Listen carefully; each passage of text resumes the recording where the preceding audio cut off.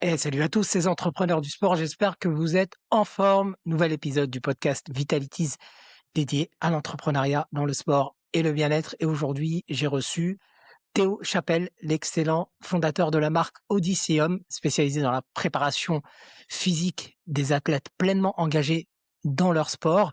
On s'est entretenu autour de son parcours d'ancien sportif de haut niveau, et également de son parcours d'entrepreneur, ce qu'il a réussi, les difficultés qu'il a rencontrées, l'importance des relations humaines autour du développement d'un business, l'importance de créer un écosystème autour d'un client idéal et plus encore.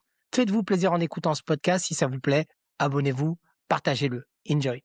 Théo, comment ça va? Bah super, et toi? Oui, ça va, je te remercie. C'est un plaisir de te recevoir. Ça faisait longtemps que j'avais envie que tu participes à cette émission parce que je sais que tu es un acteur important dans le domaine de la préparation physique. T'es pas celui qui fait le plus de bruit, mais t'es présent et tu vas nous partager ça. D'ailleurs, et la première question que j'ai envie de te poser, qu'est-ce qui fait qu'aujourd'hui tu es un entrepreneur? Puisque ce podcast est dédié à l'entrepreneuriat dans le sport. Il y a beaucoup de personnes qui sont salariées, employées. Qu'est-ce qui a fait que toi, aujourd'hui, tu as pris la décision de créer ton aventure et tes différents business, dont on parlera tout à l'heure? Alors, la raison principale, c'est que j'ai une idée très très claire de ce que je veux.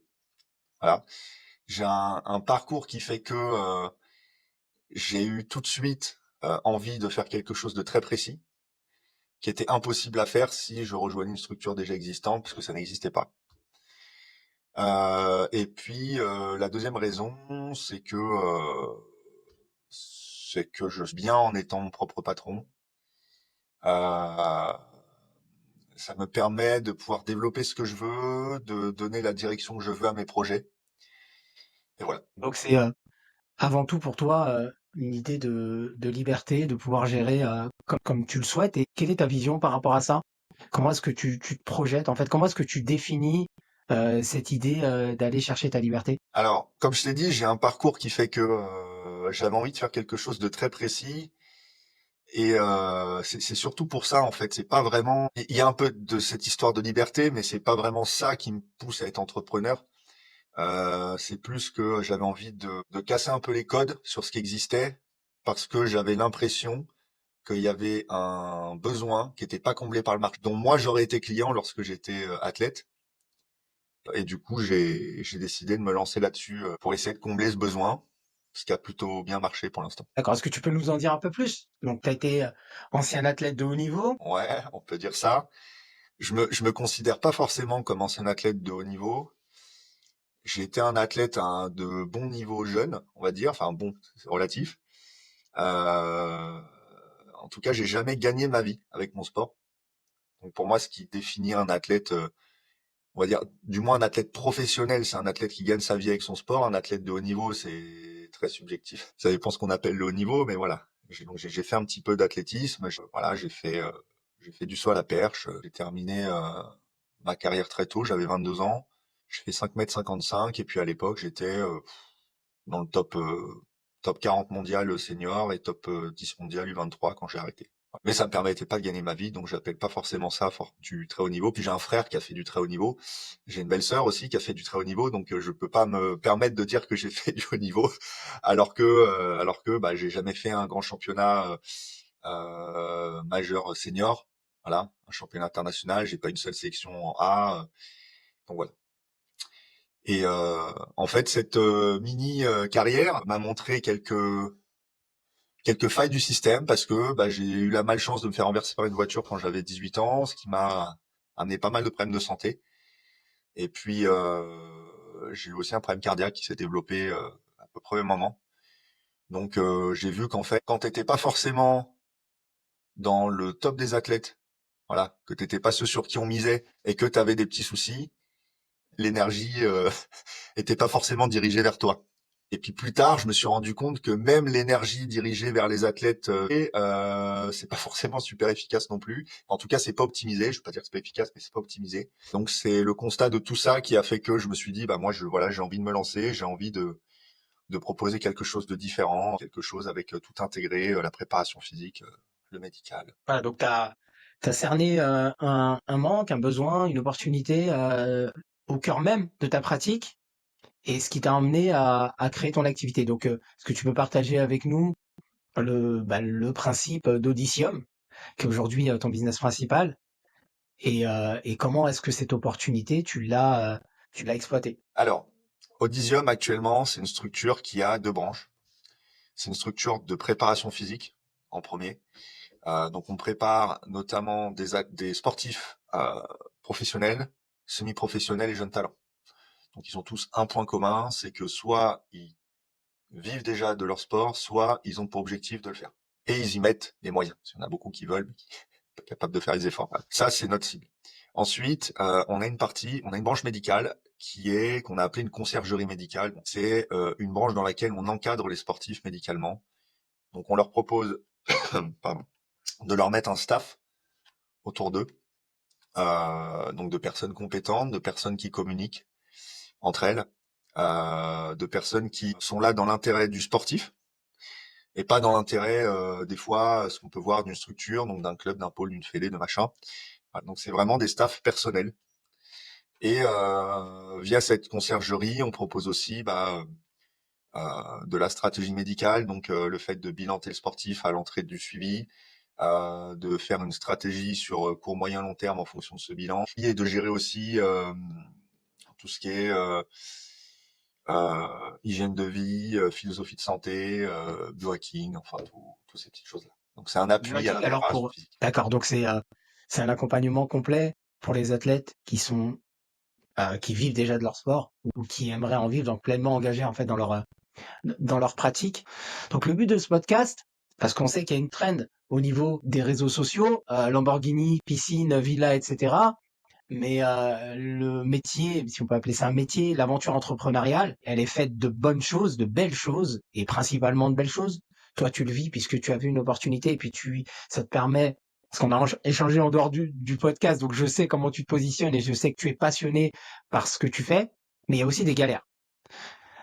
Quelle est pour toi plus grosse galère? Je sais qu'elle est difficile parce qu'il y en a plusieurs, mais si tu avais une galère qui te revient, qui te remonte en mémoire et que tu aimes pas, et que tu aimerais partager, bien sûr, ce serait laquelle dans cette aventure? Il n'y a pas une galère, c'est ça le- la, la beauté, on va dire, de l'entrepreneuriat, c'est que il y a surtout plein de petites galères de partout. Quand on commence, on gère tout seul, on gère ce qu'on sait faire et ce qu'on sait pas faire. On est obligé d'apprendre sur le tas. Et puis, du coup, on se retrouve à accumuler des petites galères, soit parce qu'on a mal géré, soit parce qu'on n'est pas capable de gérer une chose correctement. Et puis, s'ajoute à ça, moi, c'est ce qui me déplaît le plus, mais je pense pas que ce soit lié à l'entrepreneuriat spécifiquement. C'est le manque de fiabilité des gens. Ça, pour moi, c'est le plus gros frein. C'est ce sur quoi je trouve que je suis le plus. Enfin, je trouve que c'est ce qui me limite le plus. Voilà. Alors, sûrement que je dois m'améliorer dans, je sais pas, dans le fait de m'entourer correctement. Ou, voilà, je sais pas parce que quand je dis les gens, en plus, ça peut être tout, ça peut être des partenaires, ça peut être des clients, ça peut être des associés, ça peut être voilà. Euh, je trouve qu'on est dans un monde où les valeurs se perdent. Ça fait un peu vieux con de dire ça. Je suis pas vieux, mais voilà. Mais les valeurs se perdent et on te dit A un jour et B le lendemain. Et du coup, c'est très compliqué de naviguer là-dedans. Déjà, s'il y avait pas ça, l'entrepreneuriat serait pas si simple. Et avec ça en plus, je pense que pour moi, c'est le plus difficile à gérer. C'est un client qui te signe un contrat mais qui te paye pas, une justice qui fonctionne pas parce que bah après pour aller chercher les sous du contrat, ça met 2 ans. Bon, on y va quand même, mais ça met 2 ans quoi. C'est euh, c'est un fournisseur qui te dit tu seras livré à telle date et t'es pas livré à telle date. Je vais dire n'importe quoi parce que c'est pas forcément des trucs qui me concernent moi, mais ça va être un associé qui se barre avec ton pognon, ça peut être un peu tout, tu vois. Et en fait, on doit vraiment se méfier de tout et tout le monde. De toute façon, quand on avance, on y va avec plein de super idées, puis après, la réalité te rattrape aussi. Et surtout, moi, la plus grosse réalité qui me rattrape, c'est la réalité humaine. Voilà. La capacité des gens à être fiables, c'est ce qui me fait entre guillemets le plus. Ça me fait pas peur, mais en tout cas, je suis de plus en plus sur la défensive voilà, quand je commence une relation. Et quand tu as une galère liée à ça, par exemple un client qui te paye pas ou qui te paye tard ou que bah, tu as justement le Tu as son règlement plusieurs mois après. Comment est-ce que tu gères ça mentalement? En fait, on est rodé maintenant. Enfin, au début, c'était dur parce que t'as pas l'encadrement juridique, parce que tes contrats ils sont pas blindés, parce que pas les fonds aussi pour avancer, pour éventuellement mettre un cabinet de recouvrement ou quelque chose comme ça. Et puis après, bah, t'avances, tu fais avec, et puis maintenant, on a quelque chose de rodé. Donc mentalement, c'est pas difficile, c'est plus déçu, quoi. Moi, je sais que je m'investis à 100% quand j'encadre quelqu'un. Voilà, j'y mets de ma personne, je réponds 7 jours sur 7. On a beau être une structure, on vend du service, c'est un peu, j'ai plus une relation d'entraîneur entraîné comme un peu en club, plutôt que une relation de fournisseur de service, tu vois, avec des heures définies, etc. Donc forcément, quand il y a un client qui d'un coup te paye pas ou te répond plus ou quoi, bah t'es déçu, voilà. Mais ça, je pense que je suis pas le seul. Hein. J'ai déjà écouté pas mal de podcasts d'entraîneurs qui parlent de ça, ou même bah comme voilà, quand on est entrepreneur, on côtoie des entrepreneurs, quand on est entraîneur, on côtoie des entraîneurs, et forcément, j'ai aussi beaucoup de gens autour de moi qui sont beaucoup moins bien lotis d'ailleurs, parce qu'ils ont des clients qui leur doivent des énormes sommes. Voilà, et en plus, pour des fois, c'est des personnes connues, donc on sait que voilà, c'est donc on est capacité de se prendre des avocats hyper chers, des armées d'avocats qui peuvent repousser. Ils savent que toi, t'as pas forcément leur fonds. Donc, moi, j'ai de la chance, c'est pas mon cas. Mais voilà, en tout cas, mentalement, ça se gère bien maintenant. Je trouve ça juste dommage parce que bah quand t'es voilà quand t'es coach, t'es pas coach juste parce que t'as quelque chose à transmettre techniquement. T'es coach aussi parce que humainement il y a quelque chose qui se passe, parce que tu recherches aussi quelque chose dans le côté humain. Donc ce côté-là fait un peu chier, quoi. Mais que ce soit avec les clients, les partenaires, les collègues, les fournisseurs, peu importe. Hein. Moi j'ai une mentalité où à partir du moment où je travaille avec toi, et encore une fois, même si t'es je dis n'importe quoi, un fournisseur de matériel, voilà, je te respecte, voilà, je suis poli, je paye à l'heure, je suis quelqu'un de correct. Et puis si je commence à travailler avec toi, bah je vais privilégier tes produits. Si j'ai d'autres fournisseurs qui m'appellent, qui me proposent des trucs que t'as pas, bah je vais t'appeler en premier. On m'a proposé ça, est-ce que tu vas développer d'ici peu, tu vois? J'essaye de nouer une relation humaine, une relation de confiance. C'est aussi pour ça, je pense que je suis déçu. Je suis pas un gros requin qui est full business. Je prends quelqu'un, je le mets à la poubelle. C'est pas trop mon état d'esprit. Donc tu privilégies la relation humaine à condition qu'elle soit entre guillemets loyale et qu'il y ait une fiabilité dans vos échanges, qu'ils soient matériels ou simplement humains. Ça devient d'où ça, à ton avis? T'as une idée? Est-ce que ça devient de, par exemple, ta pratique du sport plus jeune? Moi, je pense que je suis comme ça. Ouais, je suis comme ça. J'ai, je pense que j'ai beaucoup pris de mon père. Je pense qui est entraîneur, que j'ai toujours vu entraîner depuis que je suis tout petit, que j'ai toujours vu avoir une super relation avec ses athlètes. Encore une fois, on a des changements de génération qui font que c'est que les mentalités, donc les relations changent. Voilà. Et moi, ça me fait kiffer quand je vois mon père qui a des athlètes, qui entraînait des athlètes il y a 25 ans, des générations qui, 25 ans après, se réunissent toujours une à deux fois par an pour manger ensemble, pour discuter, pour échanger. Alors que les mecs sont partis partout en France, bah ils font l'effort, tu vois, de se réunir, bah, parce que c'était voilà, un beau parcours sportif, c'est un beau parcours humain, et que bah je pense que quand t'es quelqu'un de correct, que bah au-delà d'être compétent dans ton métier, tu t'es là aussi humainement pour les personnes et que tu les aides dans leur vie de tous les jours, ça crée quelque chose de sympa. Et moi, ça, c'est quelque chose qui m'a donné envie tout de suite de faire ce que je fais aussi. C'est pas que de combler un manque, c'est aussi d'avoir ce type de relation. Et voilà. Maintenant, comme je t'ai dit, c'est de plus en plus compliqué au vu du switch de valeurs qu'on subit. Ça, c'est les galères que tu as rencontrées sur le terrain, ce manque de fiabilité, cette perte de valeur, en tout cas, ce qui définit toi, tes valeurs intrinsèques. Mhm. Euh, comment est-ce que tu t'adaptes à ça? Je m'adapte comme n'importe quel entrepreneur. De toute façon, c'est ça. Soit tu t'adaptes, soit tu meurs. Voilà, je décide de pas mourir, donc caisse, tu réponds, tu changes. Comme je te dis, au début, je faisais toi la confiance, et puis petit à petit, j'ai mis des papiers, puis après des contrats, puis après des contrats avec des très bons avocats. Voilà. Et puis, et puis tu fais le tri. C'est beaucoup plus exigeant sur le tri de départ. Euh, et puis de toute façon, comme tu ne sais jamais, tu es tout le temps obligé de te lancer. Voilà. Et tu te dis, bah, je me lance et je vois. Parce que tu vas pas non plus devenir parano et dire que tout le monde est mauvais ou quoi, tu vois. Donc tu te lances, t'essayes de te protéger comme tu peux, et puis bah, advienne que pourra, hein. Et pour ce qui est de ton travail avec Audicium et ton équipe, qu'est-ce qui est important pour toi?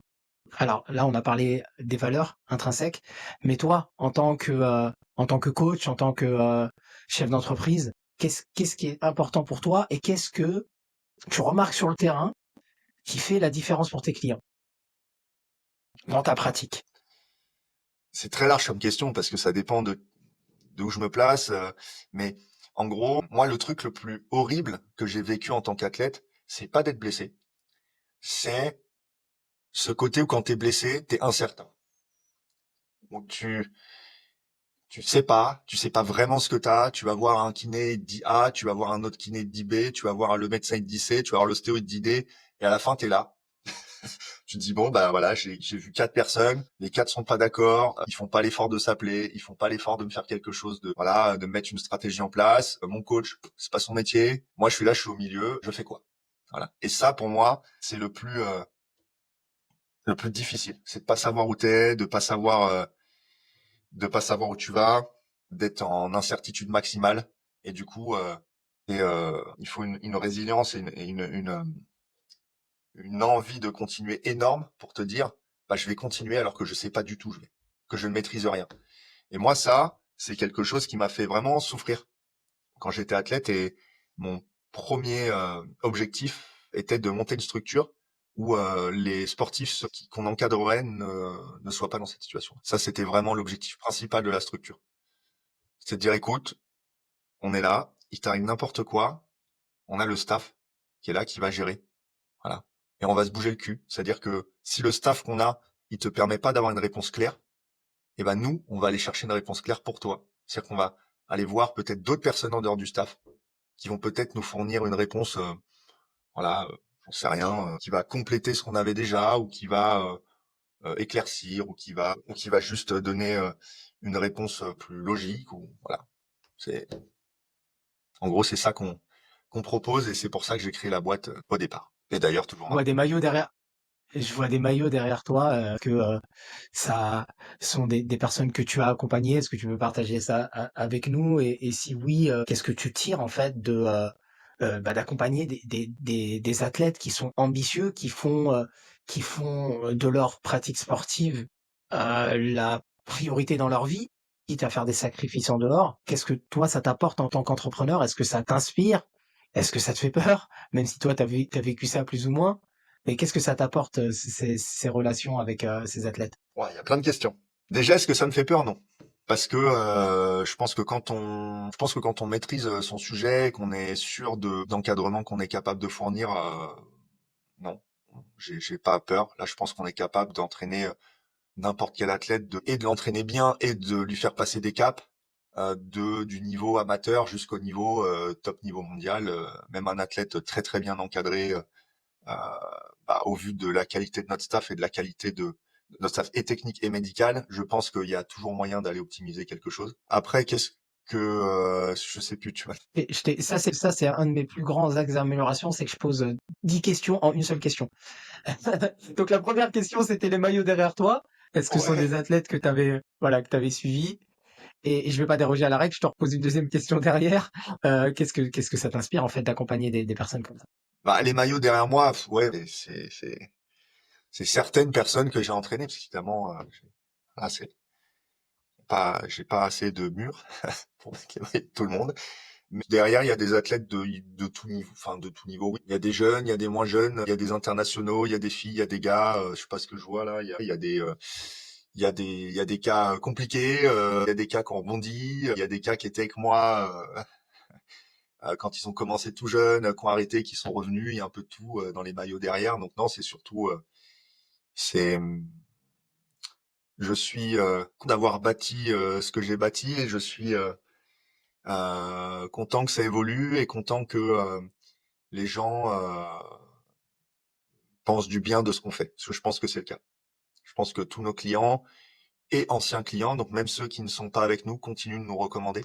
Ceux qui ne sont plus avec nous, pardon, continuent de nous recommander. Donc, je pense que c'est qu'on a laissé une bonne image, qu'elle soit pas professionnelle ou humaine. C'est ce que m'inspire un peu tous ces maillots, parce que tu vois, le maillot en vert, ça date de il y a Jérémy Laborde, j'ai commencé avec lui, je l'ai entraîné, j'étais super jeune, j'avais 22 ans, quoi. Et on a le même âge. Donc c'était il y a 11 ans. Voilà. On sent qu'il y a, voilà, il y a on sent derrière une certaine émotion qui t'appartient. Maintenant, on va parler, si tu veux bien, de ton écosystème et de tes challenges, tes objectifs, parce qu'aujourd'hui, c'est Audicium. C'est une conciergerie médicale rattachée à Audicium, en tout cas qui travaille en collaboration avec Audicium et pour le bien de tes clients. Quels sont tes autres projets? J'en ai plein. Et déjà, concernant Audisium, c'est de continuer à développer. On va se lancer dans de la formation, mais comme on veut faire ça de manière extrêmement qualitative, ça fait 2 ans que je construis le truc petit à petit. Ce sera de la formation pluridisciplinaire qui fera intervenir des gens qui seront des, des, des pontes dans leur domaine. Donc ça met énormément de temps parce que ces gens-là, forcément, ils n'ont pas forcément beaucoup de temps non plus. Donc ça met énormément de temps, mais c'est quelque chose qui va sortir d'ici peu. Je pense 2026. Ensuite, on a monté, alors c'est marqué nulle part, mais on est aussi une espèce de d'agence d'intérim de luxe, on va dire, pour les préparateurs physiques. C'est-à-dire qu'il y a des prépas qui viennent, qu'on forme, et ensuite on les met sur des contrats parce qu'on a trop de demandes, notamment au niveau des clubs. Je fais plus forcément de la prépa en club. Euh, j'ai plus le temps. Alors c'est pas dit que je m'y remette pas, mais pour l'instant j'en fais plus. Et du coup, ça change pas qu'on a les demandes qui arrivent quand même. Donc on s'est dit bah voilà, si elles arrivent, c'est qu'on veut, c'est que les clubs ils ont envie d'avoir nos compétences, ils ont envie de d'avoir notre méthode, ils ont cerné un petit peu notre philosophie. Donc on va essayer de leur proposer quand même quelque chose de cohérent. On accueille des préparateurs physiques, on les forme à notre méthode. On propose au club aussi une façon de travailler. Et puis s'ils sont d'accord, qu'ils sont d'accord avec tout, la façon de travailler, la personne qu'on leur propose, le devis évidemment, eh bien on y va. Voilà, donc ça c'est quelque chose qu'on met en place à partir de cette année-là, de cette saison, donc la saison 2025-2026. Ça fait quelques mois qu'on bosse dessus. Et puis ensuite, on monte notre application aussi qui sort dans un mois. Voilà, donc ça c'est pareil, ça a pris du temps. Donc ça va nous permettre, alors c'est une application interne pour l'instant, elle est tellement complète qu'on pourra peut-être l'ouvrir aux autres coachs plus tard, mais pour l'instant c'est une application qu'on veut garder en interne. C'est une application de suivi, voilà, tout simplement, qui réunit tout ce qui se fait de mieux, mais en une application avec quelques améliorations en plus. Ça nous permet nous de gagner beaucoup de temps, ça permet aux joueurs et aux athlètes d'ailleurs, parce qu'on n'a pas que forcément des joueurs de foot, mais ça permet aux sportifs d'avoir un de centraliser toute la donnée. Voilà.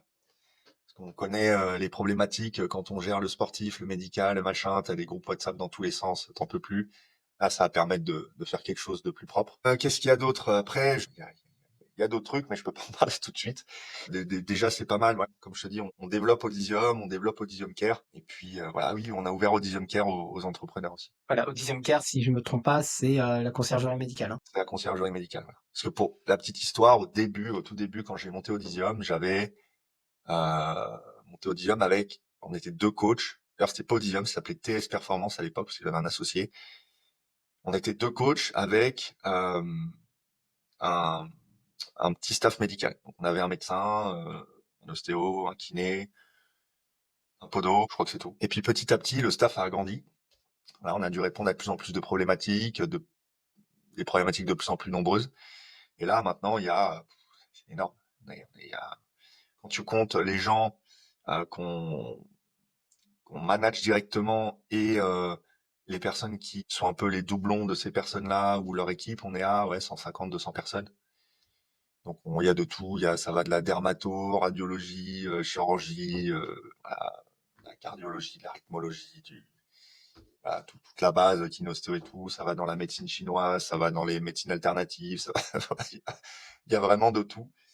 Et en fait, on a monté tellement une grosse machine qui était bien rodée qu'on s'est dit, bah c'est con parce qu'on n'entraîne pas non plus 500 sportifs quoi. Mon ancien banquier m'avait dit mais t'es malade, tu devrais ouvrir ça à tout le monde. Alors, on avait réglé un problème pour lui, on l'avait fait très vite, donc il était super content. Il me dit mais tu te rends pas compte de la puissance que ça a, ça. Il faudrait que tu l'ouvres à tout le monde. Je l'avais pas écouté tout de suite, mais ça c'était en 2020. Mais en fin 2023, on a ouvert la conciergerie médicale à peu près tout le monde. Voilà, donc c'est plus que pour le sport, même si actuellement c'est 95% de notre clientèle, c'est du sportif, quoi. Ok, donc ton écosystème est quand même centré, et ça c'est ce qu'on recommande beaucoup en termes de marketing, de gestion, de stratégie de marque et même de business en général, c'est de mettre, souvent pour des jeunes entreprises ou des jeunes entrepreneurs, un client idéal au centre du business et créer un écosystème autour de lui. Un écosystème qui va lui amener de la valeur, qui va l'aider dans ses challenges et qui va l'aider à progresser de son point A vers son point B, vers ce qu'il veut. Donc toi, tu vas construire un écosystème avec de la préparation physique, parce que tu as identifié qu'il y avait ce manque au niveau d'un accompagnement plus global, et donc tu t'es entouré d'experts, d'un réseau d'experts, d'une conciergerie médicale, et puis avec cette ambition, avec l'application et avec le développement de ton réseau de préparateurs physiques, bah, d'aller encore plus loin pour aider ton client idéal à relever son challenge et aller vers son objectif. Et ça, c'est une base qui est trop peu respectée, en tout cas de ce que je vois autour de moi, des entrepreneurs que je côtoie, et c'est important de le souligner. Pour terminer, Théo, j'aime bien poser cette question. Et je l'ai pas posée à Aurélien Broussal-Derval que j'ai reçu il y a quelques jours. Et je regrette un peu et je vais la poser maintenant. Tu viens du domaine du sport. On vient tous du domaine du sport, hein, si vous suivez ce podcast. C'est que vous êtes sportif, ancien sportif de haut niveau peut-être, entrepreneur dans le domaine du sport. Donc forcément, vous avez un attachement au sport et aux athlètes. Si Audicium était un athlète connu, avec tout ce que ça représente, son tempérament, son ADN, ses valeurs, la manière dont il voit le monde, euh, il serait qui? Ou alors un athlète qui n'existe pas et que tu inventerais. Il serait un athlète jusque boutiste.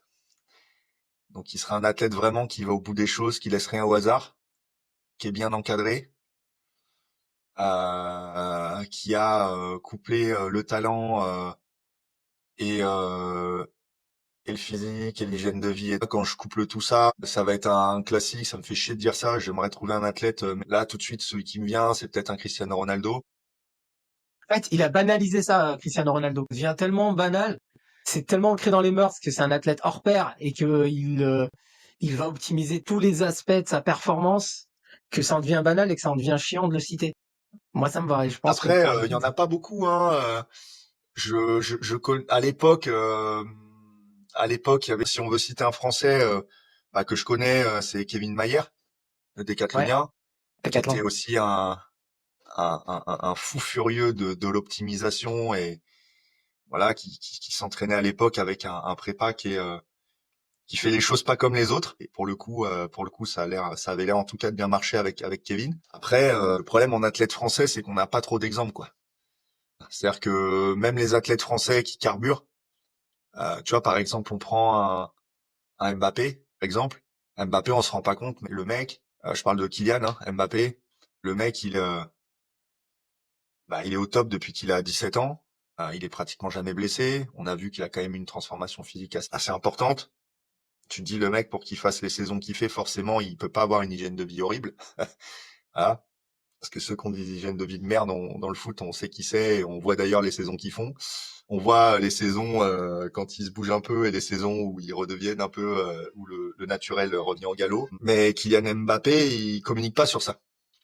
Tu vois, c'est pour ça que c'est difficile de s'identifier parce qu'on sait pas ce qu'il fait. On sait pas ce qu'il fait, on sait pas comment il fait, et voilà, c'est sa manière de communiquer. On s'en fout, hein, chacun fait ce qu'il veut, mais du coup, c'est difficile d'aller s'identifier à quelqu'un qui communique pas sur ce qu'il pense, voilà, son hygiène de vie, voilà.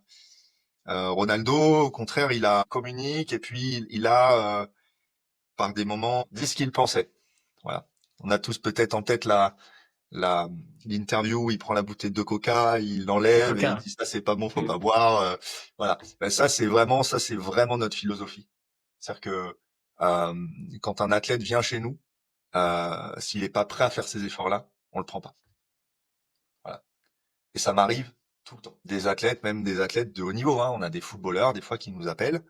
Voilà, on a été recommandé. Puis je dis écoute, voilà, tu viens chez nous, bah, enfin faire tel effort parce que voilà, avoir un corps en bonne santé, ça va permettre de soutenir physiologiquement ce qu'on va te demander de faire à côté.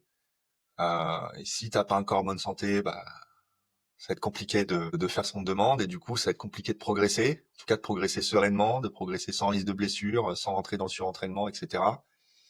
Et puis de progresser à la vitesse où tu veux aussi. Parce que tu peux progresser, hein, arriver au point A là, puis au point B là, 10 ans après, c'est facile. Hein. Maintenant, les sportifs en général, ils veulent là, l'année d'après là, l'année d'après là, l'année d'après là, quoi.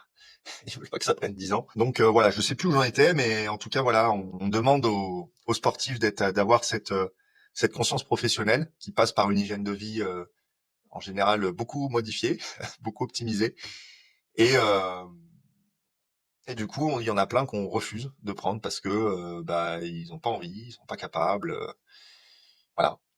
Et donc ça me fait beaucoup penser à ce que véhicule Cristiano Ronaldo. Ok, c'est très symbolique avec la scène de la bouteille de coca ouais, qu'il met de côté. Ça résume bien, ça me va très bien comme réponse et un positionnement très clair. Théo, avant de te laisser, où est-ce qu'on peut connecter avec toi? Quelqu'un qui voudrait avoir des infos sur Théo Chapelle, il va où? Euh, alors, on a une page Instagram sur laquelle on peut discuter. On a un site internet sur lequel on peut prendre rendez-vous via un Calendly. Voilà, parce que j'ai dû structurer les choses. Encore une fois, on évolue. Hein. Au début, tu reçois des appels n'importe quand, puis bon, quand tu es en séance, il y a un moment, il faut que tu t'occupes de tes athlètes. Donc maintenant, voilà, on prend rendez-vous sur Calendly, donc soit en visio, soit par téléphone. Euh, J'ai aucun problème avec le fait aussi de laisser mon numéro direct à partir du moment où le premier contact se fait par WhatsApp et par message. Voilà. Donc je sais pas si je peux le dire maintenant, mais Non, bah, on le retrouve peut-être sur le site. On le retrouve sur ton site peut-être, sur ton Instagram. De toute façon, je mets tous les liens. le numéro non, on passe site, il y a que le Calendly. Voilà. Après, Voilà. si on veut un Donc contact quelqu'un de plus motivé, direct, il te plus trouve. rapide, c'est Insta. Ok. Et puis ouais, et puis voilà. Ok, donc de toute façon, moi je mets les liens dont Théo vient de parler en description. Vous pourrez tout simplement cliquer si ça vous intéresse et aller à la rencontre de Théo de Odysseum. Théo, merci beaucoup. C'est très inspirant. On a vu que tu as un positionnement qui est clair, que tu sais qui est ton client idéal, que tu l'as identifié, que tu sais comment tu vas lui parler, comment tu vas lui amener de la valeur, puisque tu as aussi identifié ses challenges. Et l'avantage, c'est que toi, tu as vécu ça aussi, ce qui t'a inspiré et ce qui te donne envie, j'imagine, de continuer même quand il y a des galères, même quand la loyauté, la fiabilité est pas toujours au rendez-vous, ben tu avances et voilà. Et à partir du moment où on a défini sa vision, sa mission, sa direction, là où on veut aller, c'est quand même plus simple. Je dis pas que c'est facile, mais c'est quand même plus simple de continuer malgré les difficultés. Théo, merci encore. Je te dis à très vite. Je veux pas qu'on retienne que ça. Hein. La loyauté, Ah bon? c'était vraiment le truc que tu me disais, qu'est-ce qui est le problème dans l'entrepreneuriat, tu vois. Quel est ton plus gros défi, on va dire ton plus gros souci, mais en réalité c'est beaucoup plus de positif hein, que de négatif. Hein. On vit On quand a même bien des senti quand tu... super aventures. Évidemment, il y a jamais rien qui est 100% positif, mais c'est quand même super sympa. Merci encore Théo. À bientôt. Merci à toi. Salut.